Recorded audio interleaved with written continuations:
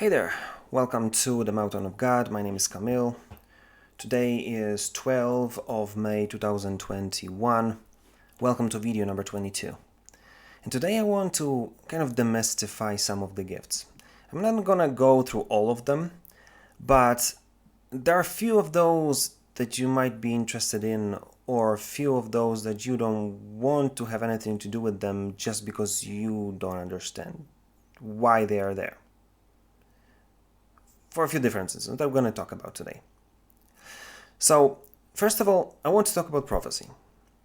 I want to start with this because there's a lot of misconception, misunderstanding regarding this gift, and I think the church is losing a lot of power, a lot of help, it just shows that we are in terrible condition because we don't understand this. So listen, in very simple terms, like the simplest terms I can find. Prophesying is basically being capable of listening to your Father yourself and then being used to tell that message to someone else. That's it. Your father tells you something to you and then you say it to someone else. That's that simple. There's no more to it, in simple terms. Because obviously, the deeper you go, there are tons of different things, and maybe I'm sure that it changes a lot because, a depth is a depth. But when we're talking about like a simple terms, what the prophecy is, there's no more to it than this. And I want you to kind of understand that if this is that simple, why we're having so many issues with this? Why there's so many controversies, so many problems with this gift that some churches, even the whole churches, they're saying that we don't want to do anything, we don't want to have anything to do with prophecy. And you see, this is point number 2. After the shortest first point I ever made, I think. You see, the problem is that we have experience with this gift, or people sort of trying to use this gift. This experience which is like horrifying. And I'll tell you about 2 extreme examples from a very traditional, very conservative part of the church, which is Baptist church. It doesn't have to be, it all depends, but it's like more traditional side of the whole spectrum. I was born in that church, lovely people. But the problem is that once every some period of time, there is someone who is zealous to go and learn more, because the prophecy is not something which is in general thought in and kind of explained in Baptist church, not to this degree. And that's why there are some people who wants to grasp more, and they are able to read a book or two, or I don't know, see a video or be on some conference, and they coming back, and out of nowhere, just because they feel that, or just because they want to, or just because maybe they have 1 or 2 experiences that something more extraordinary happened, and now they are self-proclaimed prophets of God. And now they're boldly talking about, so-called prophesying about things which are many times very intimate, like about health, like about death, like about relationships.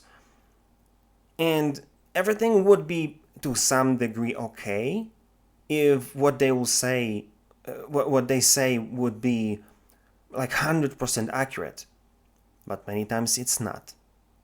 And there's a problem. Because first of all, people who are the subject of the prophecy are hurt. Like in a situation that my brother told me about, that there was a so-called prophet or prophets who said that someone's child is gonna live, and the child died.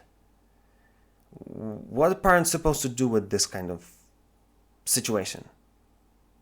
Do you really think they're gonna be open to prophecy the next time?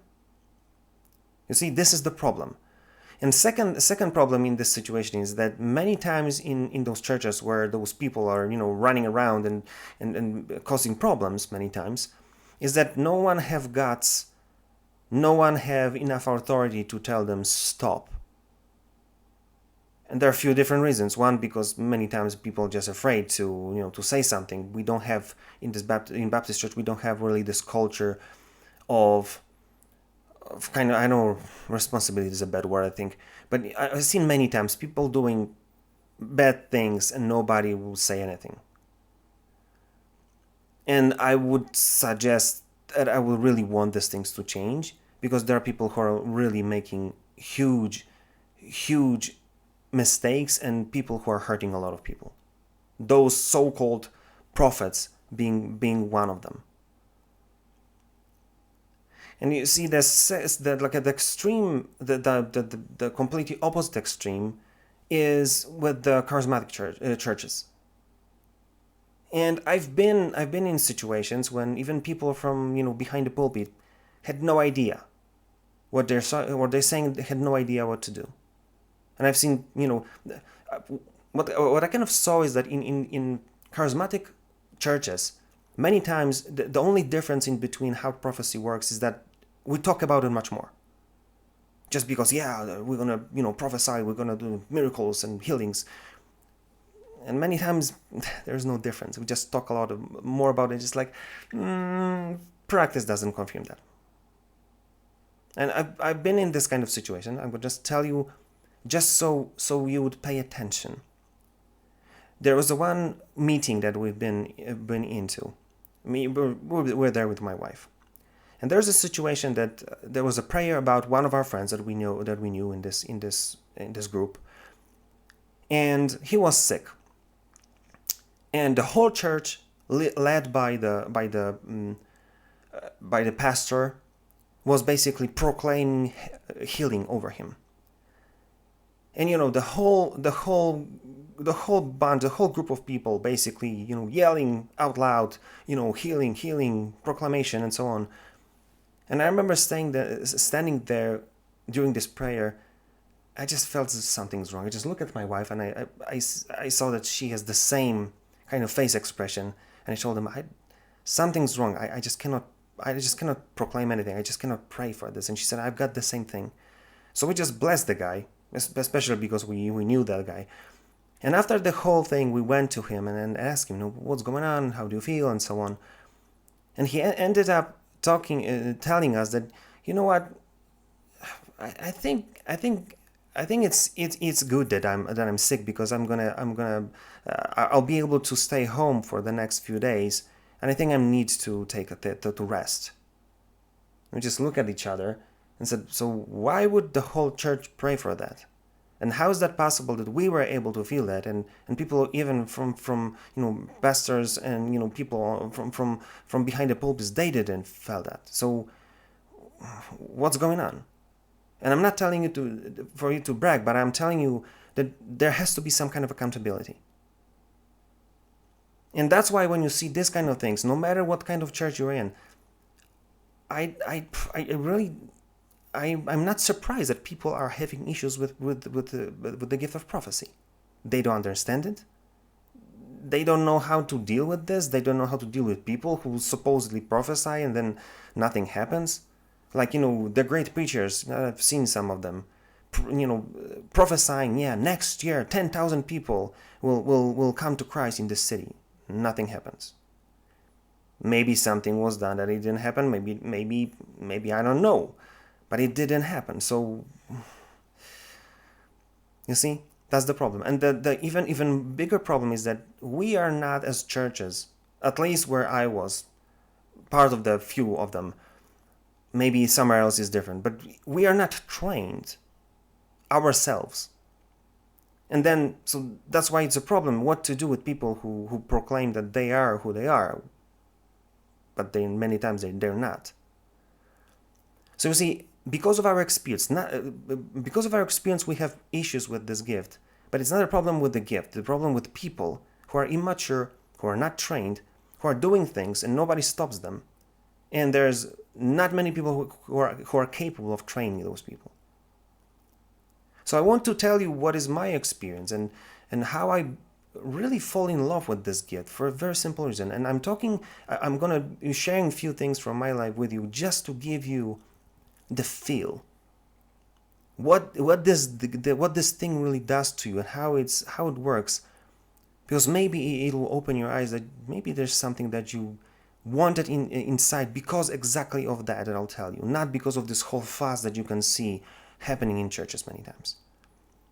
You see, I told you my story that when I was 15, one of my friends kind of pushed me towards just basically giving God time to answer my prayers, to answer my questions that I have when I pray. And it all started to happen. I just remember laying there, just asking a question, and the answers start coming to me. And throughout the years, I basically did the same thing. Through all my life, I basically got to the point that I thought, this is the only thing I want, to build my relationship with my Father. That's the only thing I care about. Rest will be the result. If He'll want me, He'll use me here, He'll use me there, He'll teach me along the way, whatever happens. But the goal of my life is to be close to my Father.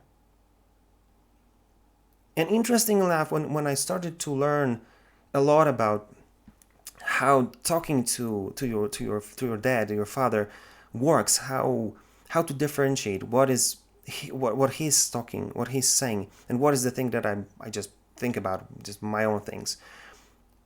Then I start to see that I saw the side of him that I never saw before. Few examples. I never seen him being so patient. And then I understand why some answers just come right away. Some of them, it takes months for you to get there.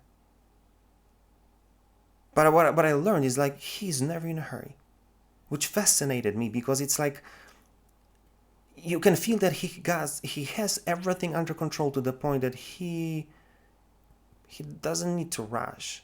And he'll tell you, listen, I got this. Just enjoy, stay with me. Let's talk, let's try to figure out your problems. I'm going to come back to that subject. I'll tell you, some things might happen, and then it will be much easier for you to understand. So, I got this. Another thing that I told you already, is like, he doesn't have to prove anything to anyone. And that was fascinating to observe, but it was a result of me spending time with him, a lot of time. And when you start to understand how it works and start to see that this is bidirectional communication, then you just jump in to talk for like 30 minutes, and then you end up sitting there for 2.5 hours, because when you start talking, you just didn't want to stop. And it happened many times. And there are times when you just sit down and just talk about like simple things. There are times when you're like completely overwhelmed by the Holy Spirit. You prophesy, you've got visions, incredible things. But in general, it's all about just sitting down with your Father, building the level of relationship that basically makes you a person that wants to spend time with your dad. No fuss, no levitating over the floor, just simple communication. And interestingly enough, out of that, I was able to start talking to people, praying for people. And then the same way I got the kind of answers to for myself, I was able to feel that I was praying for someone who's like, listen, I've got this feeling that maybe you should do this. What do you think about doing that? And there are tons of situations, few of them being we're on a Christian camp. Tons of people coming up front of the meeting. Tons of leaders praying for people. One of my friends come, and she says, I need a healing. So we start praying, first blessing and so on. And then I feel that something is wrong. It's like we're missing the point. It's completely. And I told her, listen, I feel that this is not the problem. This is not what you're coming here for. And we start talking with her, and she ends up getting to the conclusion that she doesn't really need the healing. She really needs to I don't remember exactly what it was, but it was like she wanted to. She has like some kind of, she was depressed because of something. So we basically blessed her and kind of try to bless her to deal with the thing that she really needed rather than what she told us about. Other situation, we're praying for another guy a few years later, and he comes to us and he says that he needs something, doesn't matter. And we start praying, and again I feel that something is wrong. And I told him, listen, what I feel is that there's like a roof over you, like a black matter that we are not able to pierce. What's going on? Why the thing that you came here to for us to pray? It seems like a completely different thing. And this, when we start talking, he says, yeah, well, obviously because I feel that I'm sinful, that I'm guilty, that I'm not worthy. And then it ended up being a teaching lesson rather than prayer. We told him, listen, you've got to give God possibility to forgive you, and you've got to forgive yourself if He's forgiven you. And all of that story. And there's tons of situations like this. I will say even more. I found myself being on a conference, business conference, no Christians at all, not that I know of. And I started just talking to people about different things. And the situation happened many times, but this one kind of caught my attention. Out of nowhere, I just started talking with one gentleman. He was like 40, maybe 50. And he told me about his wife, about his kids, that he is divorced. He loved them so much, he wants to get back to them, but there's some complications because of what happened before. And out of nowhere, I just boldly told him what I felt inside. I told him, listen, do you really want this to happen? And he said yes. I told him, just one simple sentence. I told him, be patient, because love always wins. Something like this. And that's it. And out of nowhere, tears start coming down on his face, and he cried like a child in front of me after one sentence. And I told myself, whoa, bro, what's going on? But you see, this is the result of you spending time with your father. Again, I'm not saying that to brag. I don't care. The one thing that I care is that I'm able to help people just because I've got a relationship with my father. And when someone asks me for help, asks me for prayer, asks me just for advice, many times, like huge amount of time, I just feel that I should say that. Or even more, someone has a birthday, and I basically, because of my experience, I stopped wishing people things. If I have nothing to say, I'll say all the best. But many times I take my phone or sit down for Facebook or whatever, and I just feel this feeling that the kind of knowledge comes down to me, and I'm able to write down that something that many times, many times, people say straight to the point, 100% accurate. Wow, this is exactly what's happening in my life. And even a few days ago, I sent something like this to my friend, and we ended up talking for 3 hours. So you see, that's why I fall in love with this gift. Not because of this, this flying above the ground, this mysticism. It's not about, saying that thus says the Lord. Maybe it happens. There are depths of this gift that I don't know. I just scratched the surface. But I want you, because probably most of you, if you're watching this video, are at the beginning as well, I want you to fall in love with this gift, because not only it'll prove it'll happen just because you have this relationship with your father, that you'll be able to really know him from a different perspective, to see that he's answering your questions. And then the prophecy part of it will be just a result. Just because you'll be asked to pray for someone will ask you for advice, someone will ask you for help. Maybe someone will gonna have a birthday and you don't know what to say, and that will give you some 2 sentences that might be able to change this person's life for next year or years. That's why I love it, because it's a result, not a gift of its own that it's that I wanted to have. No, everything happens just because you have a relationship with your father, and enjoy it. So this is what I want you to take from this video. The gift of prophecy is not about the fuss. Gift of prophecy, it's not about, I don't know, this mysticism or having a crystal ball to tell people what is going to happen. Gift of prophecy starts with you being able to hear what your Father has to say. That's that simple. And the more you grow in a relationship with your Father, the more you will start to see that He'll use you to help others. And amazingly enough, I'm not really even sure if you have to have a gift by its own. But because you've got Holy Spirit, because you're talking to God, God will just use it. So then having a gift will be like additional thing on top of that. But it all starts with you talking to Him. So why wouldn't you want it, and why wouldn't you enjoy it? Think about it and do something about it.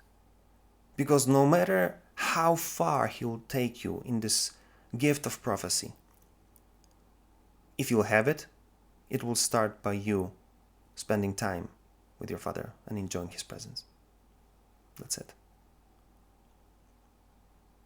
If you liked this video, like, share, and comment. If you didn't, comment as well. Tell me what you think and tell me what you experience.